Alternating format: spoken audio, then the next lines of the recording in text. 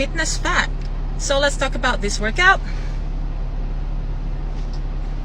Burpees. Okay, so everybody hates burpees. Majority of my clients hate burpees, but you know that you can only blame it from one person, okay, which is Mr. Royal Burpee. So he created this workout and named after him.